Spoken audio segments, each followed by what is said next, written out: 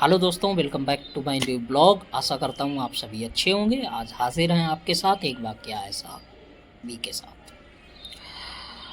दोस्तों, हमारे उत्तर भारत में एक कहावत है कि लाख जाए पर बात ना जाए। तो कहावत क्यों है, इसके पीछे की क्या स्टोरी है, शायद है अधिकतर लोगों को मालूम भी होगा। मैंने भी अपने बुज़ुर्गों से, कुछ लोगों से सुना था। तो आज आपके साथ शेयर करना चाहता हूँ कि वो कहावत क्यों है कि लाख जाए पर बात ना जाए। बात उस समय की है जब नाव के द्वारा सफ़र हुआ करता था, व्यापार हुआ करता था। जो व्यापारी लोग हैं वो नाव से ही आना जाना करते थे। तो एक बार एक व्यापारी व्यापार करके नाव से अपने घर जा रहा था, वापस आ रहा था अपने घर शहर से। कहीं शहर में व्यापार करने गया होगा, तो व्यापार करके वो वापस आ रहा था। तो जिस टाइम पे नाविक ने उससे किराया मांगा तो उसने मना कर दिया, बोला मेरे पास किराया नहीं है, पैसे हैं। तो उसके पास पैसा तो था, पर उसका इंटेंशन जो भी रहा हो, उसके पास पूरा 1 लाख रुपया था। पर उसने हो सकता ये सोचा हो कि अगर हम यहाँ निकाल कर पैसा अगर हम देते हैं ये नाविक को किराया, तो हो सकता कोई देख लेगा, हमको लूट लेगा। उस समय ऐसा ज़माना था कि लोग लूटपाट ज़्यादा करते थे, लुटेरे ज़्यादा हुआ करते थे। नहीं नहीं, तो नाविक भी होशियार था। उसने सोचा कि लग तो ऐसा रहा कि तुम कहीं से व्यापार करके आ रहे हो और पैसा तो है तुम्हारे पास, पर तुम देना नहीं चाह रहे हो। क्यों नहीं देना चाह रहे हो ये तो मालूम नहीं, पर कोई बात नहीं। अगर पैसा हुआ, मैं पहले नौका लगा लूँ पार। पार मतलब जहाँ जिस घाट से जिस घाट तक वो चलाता था नाव, तो एक घाट से दूसरे घाट तक पहुँचाने को पार करना बोलते थे, यानी नदी पार कर लें। उसके बाद उसने बोला कि जब हम नौका पार लगा लें तब हम चेक करेंगे।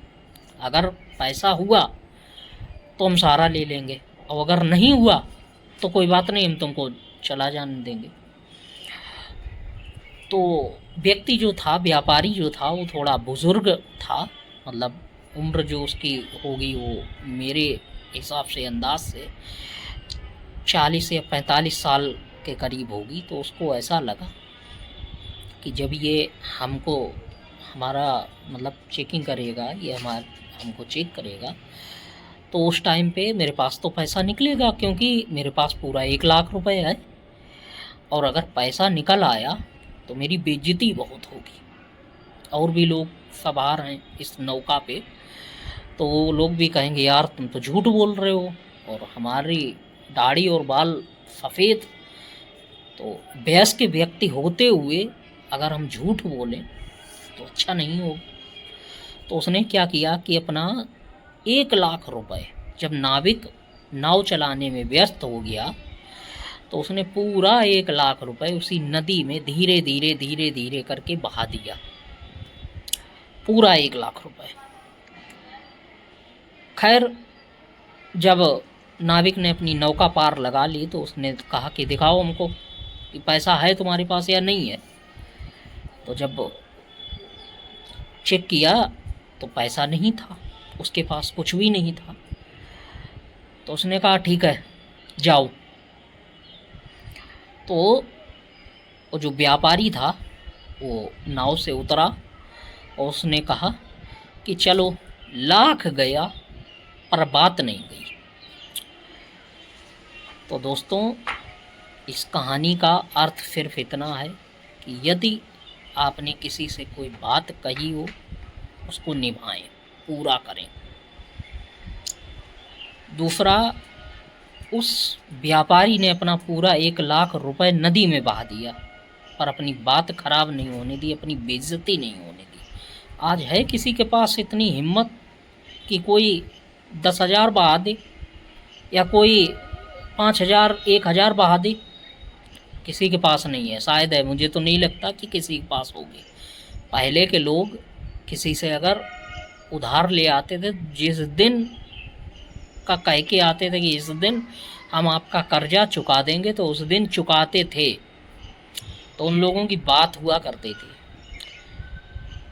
तो हमेशा ऐसा बनिए ताकि समाज में जो व्यवहार है वो आपका अच्छा रहे, आपकी इज्जत बनी रहे। धन्यवाद।